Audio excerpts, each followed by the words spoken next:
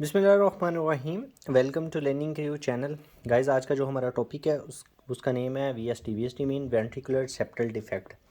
मतलब जो ventricular septal defect है वो कैसे होता है, इसकी क्या मेन पॉइंट्स आपको पता होने चाहिए, वो आज मैं आप लोगों को एक्सप्लेन करूँगा। फ़र्स्ट ऑफ़ ऑल हमें ये पता होना चाहिए कि ये हमारे पास बेसिकली एक कंजेनिटल हार्ट डिज़ीज़ है।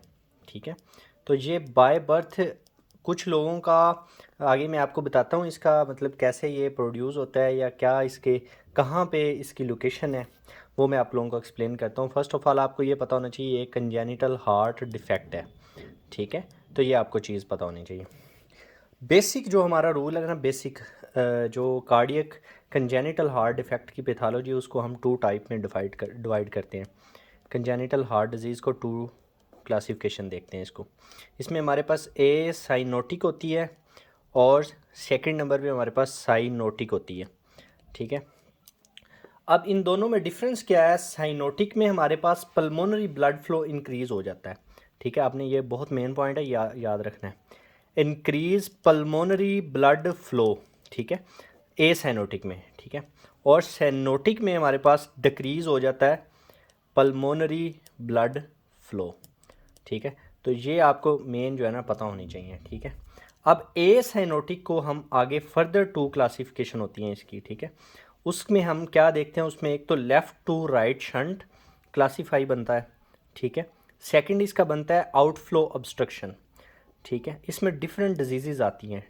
फॉर एग्जांपल अगर हम बात करें लेफ़्ट टू राइट शंट की, उसमें हमारे पास V S D, A S D यानी कि ventricular septal defect, atrial septal defect, then हमारे पास पी डी है, पेटेंट डक्टल आर्टरियोसिस।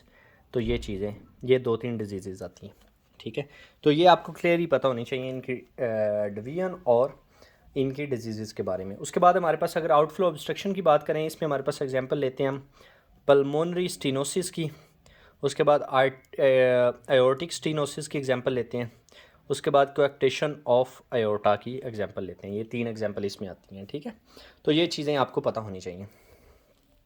अब नेक्स्ट हमने देखना है कि वी एस डी कहाँ पर इसकी लोकेशन होती है। फॉर एग्जांपल मैं एक जनरल स्ट्रक्चर हार्ट का ड्रा करता हूँ। हमारे पास ये सेप्टम होता है अंदर वाला, ऊपर चैम्बर होती हैं right atrium, left atrium, right ventricular, left ventricular. ठीक है, ये आपको एनाटॉमी में बड़ी ब्रीफली एक्सप्लेन किया हुआ है। अब अंडोकार्डियल कुशन ट्यूब से यहाँ से जो स्ट्रक्चर उभरता है और दरमियान में एक स्पेस, यहाँ पे एक होल होता है। मामूली तौर पर बच्चों में वो आफ्टर जो डिलीवरी बच्चा होता है उसमें कुछ टाइम के बाद वो खुद ब खुद होल जो है क्लोज हो जाता है। ठीक है, फीटल सर्कुलेशन का लेक्चर पीछे दिया हुआ है, उसमें आप पढ़ सकते हैं कि फीटल सर्कुलेशन कैसे होती है। उसमें इस होल का होना बहुत ज़रूरी है। ठीक है, क्योंकि उसमें हमारे पास डिफरेंट टाइप की सर्कुलेशन होती है, वो मैंने पीछे एक्सप्लेन की हुई है, मैं उसकी डिटेल में नहीं जाऊँगा। तो आपको यहाँ पर वी के बारे में पढ़ा रहा हूँ। ये जो स्पेस होती है, ये जो होल होता है, ये जब क्लोज नहीं होता है इसको हम देते हैं वेंट्रिकुलर सेप्टल डिफेक्ट। यानी कि ये जो सेप्टम है ना वेंट्रिकल के दरमियान, इनमें जो हो रह जाता है उसको वी एस डी का नाम दिया जाता है। ठीक है, फर्स्ट ऑफ ऑल ये आपको पता होना चाहिए। अब ये हमारे पास क्या होता है कि बेसिकली इसकी हमें पैथोफिजियोलॉजी सबसे पहले पता होनी चाहिए। पैथोफिजियोलॉजी जो कि बहुत इंपॉर्टेंट है। अगर आपको पैथोफिजियोलॉजी अच्छी तरह समझ आ गई तो आप कोई भी क्वेश्चन हल कर सकते हैं। अब इसमें जब ये होल होता है, फॉर एग्जांपल यहाँ से लंग से जो है ना, लंग से हमारे पास पल्मोनरी वेन्स ब्लड वापस लाती हैं ऑक्सीजनेटेड। ठीक है, पहले डीऑक्सीजनेटेड राइट वेंट्रिकल के थ्रू लंग्स में जाता है और लेफ़्ट एट्रियम में ऑक्सीजनेटेड ब्लड वापस आता है। यहाँ पे माइट्रल वाल्व होता है, उसके ज़रिए लेफ़्ट वेंट्रिकल में आया। ठीक है, तो यहाँ पे ये होल खाली, इसने अब पंप ब्लड को पंप करना है बॉडी की तरफ। बॉडी की तरफ अयोटा के थ्रू पंप करेगा, लेकिन यहाँ पे होल भी है तो ब्लड राइट वेंट्रिकल में भी पंप होगा, इसलिए हम इसको लेफ़्ट टू राइट शंट कहते हैं। ठीक है, तो ब्लड इधर भी आ जाएगा, तो ये यहाँ पे ऑक्सीजनेटेड और डीऑक्सीजनेटेड मिक्स हो जाएगा ब्लड। ठीक है, और आगे मैं आप लोगों को बताऊंगा कि कैसे इसमें साइनोसिस डेवलप हो सकती है। ठीक है, फिलहाल आप ये देखें कि हमारे पास इधर ब्लड की मिक्सिंग हो रही है, जिसकी वजह से हमारे पास राइट वेंट्रिकल में प्रेशर बढ़ जाएगा, और जब राइट वेंट्रिकल में प्रेशर बढ़ेगा तो ब्लड पल्मोनरी ट्रंक के थ्रू लंग्स में पासिस होगा, जिसकी वजह से हमारे पास पल्मोनरी हाइपरटेंशन होगी। ये मैकेनिज्म बहुत सेम है इसकी pathophysiology. Right ventricular blood flow, जब राइट वेंट्रिकल में ब्लड इंक्रीज़ होगा ना, लंग से ब्लड आया लेफ़्ट एट्रियम में ऑक्सीजनेटेड, वो आया लेफ़्ट वेंट्रिकल में। अब लेफ़्ट वेंट्रिकल का नॉर्मल फंक्शन ये है कि उसने ब्लड को पंप करके अयोटा के थ्रू पूरी बॉडी को सप्लाई करना है, लेकिन जहाँ पे होल प्रेजेंट है तो वो राइट वेंट्रिकल में भी आ रहा है, और यहाँ से जो ब्लड आ रहा है हमारी बॉडी का अपर लिम्स का इन्फीरियर सुपीरियर वेना के वक्त जरिए, वो भी यहाँ से ट्राइकस्पिड वॉल के थ्रू नीचे आ रहा है। तो राइट वेंट्रिकल में ब्लड फ्लो, ब्लड ज़्यादा हो जाएगा, जिसकी अगर ब्लड इंक्रीज़ हो जाएगा तो हमारे पास उसके क्या होगा कि वो पल्मोनरी ट्रंक के ज़रिए लंग में चला जाएगा, और लंग में ब्लड का प्रेशर इंक्रीज़ होगा, जिसकी वजह से हमें पल्मोनरी हाइपरटेंशन हो जाएगी। ठीक है, तो ये पैथोलॉजी है इसकी, ये आपने याद रखनी है। अब हमें सेकंड चीज़ क्या पता होनी चाहिए। ठीक है, अब सेकंड चीज़ ये पता होनी चाहिए कि हमारे पास दो किस्म के VSD होते हैं, एक होता है हमारे पास स्मॉल और एक होता है लार्ज। ठीक है, ये क्लासिफिकेशन क्यों इंपॉर्टेंट है मैं आगे आप लोगों को बताऊंगा जब हम इसको डायग्नोज करेंगे।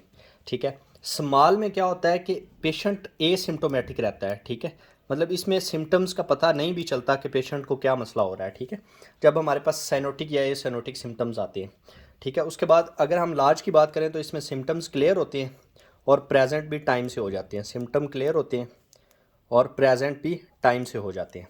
ये बात क्लियर हो गई। स्मॉल और लार्ज में आपको डिफरेंस पता लग गया। इसमें एसिम्टोमेटिक हो सकता है पेशेंट, यूजली ये नहीं है कि उसको सिम्टम आएंगे ही नहीं, लेकिन सिम्टोमेटिक हो सकता है सम टाइम। लेकिन यहाँ पे सिम्टम क्लियर होंगे और वो जल्दी से, मतलब जब उसको ये मसला होगा और अर्ली सिम्टम, मतलब अब लार्ज और स्मॉल में क्या डिफरेंस है। अगर ये होल कम है, छोटा है, इसको स्मॉल VSD कहेंगे। अगर ये होल बड़ा है तो इसको लार्ज VSD कहेंगे। ठीक है, तो ये बहुत सिंपल डिजीज़ है, तो कंसेप्ट से आपने याद रखनी है, रटा नहीं लगाना। ठीक है, अब सेकंड क्या चीज़ है, हमारे पास राइट एंड लेफ़्ट साइड पे जब ब्लड मिक्स होता है तो हमारे पास लेफ़्ट वेंट्रिकल पंप करती है ब्लड को टिश्यू की तरफ। ये मैंने ऑलरेडी आपको एक्सप्लेन कराया। तो टिश्यू को भाई प्रॉपर ऑक्सीजन नहीं मिल पाती थी, जिसकी वजह से साइनोसिस डेवलप होती है, ये भी आपने याद रखना है। ठीक है, उसके बाद हमारे पास एक और बहुत मेन पॉइंट है जहाँ से क्वेश्चन आता है कि इसका जो हम मरमर सुनेंगे VSD में, बेसिकली हमारे पास सिस्टोलिक मरमर होता है।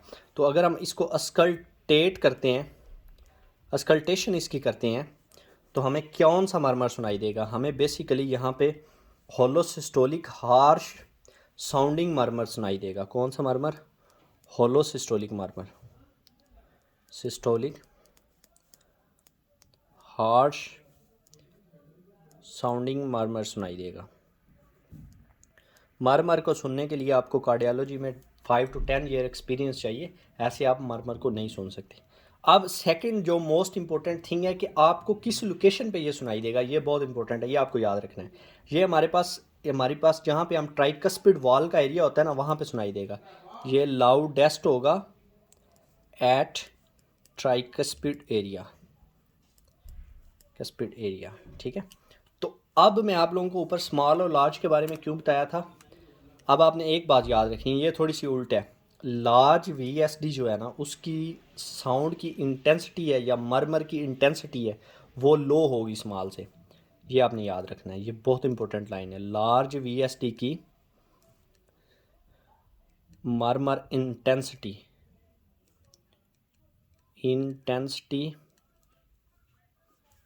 लेस होगी स्मॉल से। यहाँ वहाँ पे हमने पढ़ा स्मॉल एसिम्टोमेटिक है, लेकिन VSD में सिम्टम क्लियर है, लेकिन साउंड पहले किसकी सुनाई देगी? स्मॉल की।